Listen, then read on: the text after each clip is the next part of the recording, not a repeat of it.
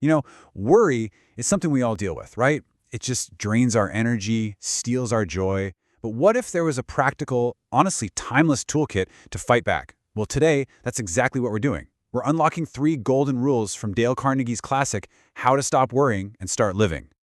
And let's get one thing straight right from the get-go. The stakes are incredibly high. I mean, this quote from Dr. Alexis Carrel isn't an exaggeration. It's a pretty stark warning. Learning to manage worry isn't just about feeling a little better. It's literally about survival. Because see, worry isn't just in your head, no, it wages an all-out war on your body. The physical effects are devastatingly real. We're talking about heart disease, stomach ulcers, nervous breakdowns. In fact, the famous Mayo brothers said that more than half of all hospital beds are occupied by people with nervous troubles. That's the real physical price of worry. So, how in the world do we fight back against this?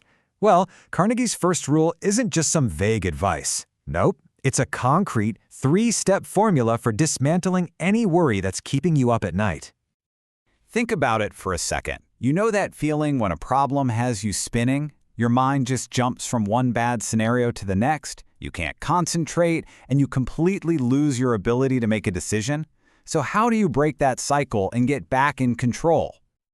Well, the answer comes from an engineer named Willis H. Carrier. Here's his formula. Step 1. You have to ask yourself, what is the absolute worst thing that could possibly happen here? This just yanks you out of that fog of fear. Then, step 2. You mentally prepare to accept that worst-case outcome. And the moment you do that, something amazing happens. You feel a sense of peace because you've hit bottom. There's nowhere else to fall. And that leads to step 3. With that newfound calm, you can finally devote all your energy to improving on that worst case you've already accepted.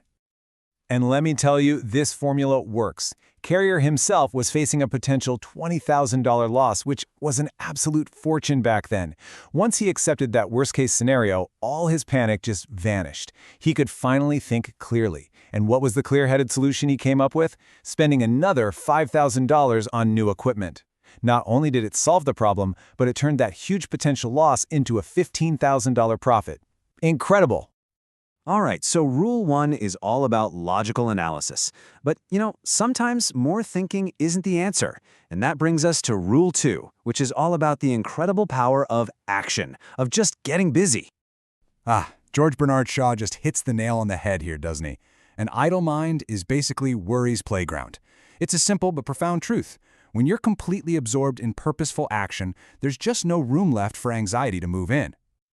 Take this story of Marion J. Douglas. He was a man just consumed by grief after losing 2 of his daughters. Nothing could ease his pain. Then, one day, his young son asked him to build a toy boat.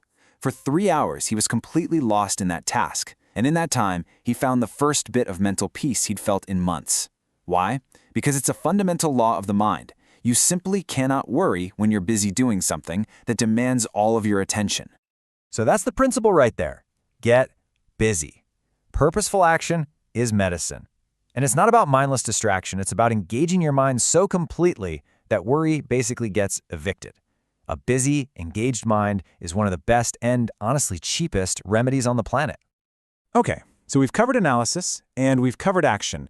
But what about those worries that we can't solve? The things that are completely out of our hands? Well, that's where rule 3 comes in, learning to cooperate with the inevitable. This metaphor is just perfect. Picture a huge storm hitting a forest. The mighty oak tree stands tall, it resists with all its might, and what happens? It shatters. But the willow tree, it bends with the wind. It yields to the force it can't possibly control, and that flexibility is what allows it to survive. The lesson here is so clear. Resisting what you can't change only leads to breaking. And check out this incredible real-world example. At 71 years old, the legendary actress Sarah Bernhardt was told her leg had to be amputated. Her response? If it has to be, it has to be. Just like that. She accepted reality with this incredible grace. This wasn't her giving up. This was her saving her energy for what came next. And what came next was touring the world for another 7 years. Amazing. So when you put these 3 rules together, the magic formula, getting busy, and cooperating with the inevitable, what's the big idea? What's the common thread that connects them all? Well, they all point to one central, really empowering truth. And here it is. This is the ultimate takeaway. The events on the outside, our circumstances, have surprisingly little to do with our inner peace. True control comes from mastering our inner world. It's not about what's happening to us, but what we think about what's happening to us. So, as we wrap this up, please, don't just let these be interesting ideas you heard. Let's turn them into action. I'm going to leave you with this one question. What one worry will you conquer today? Pick one. Pick one that's been weighing you down and ask yourself, which one of these rules can I apply to it right now?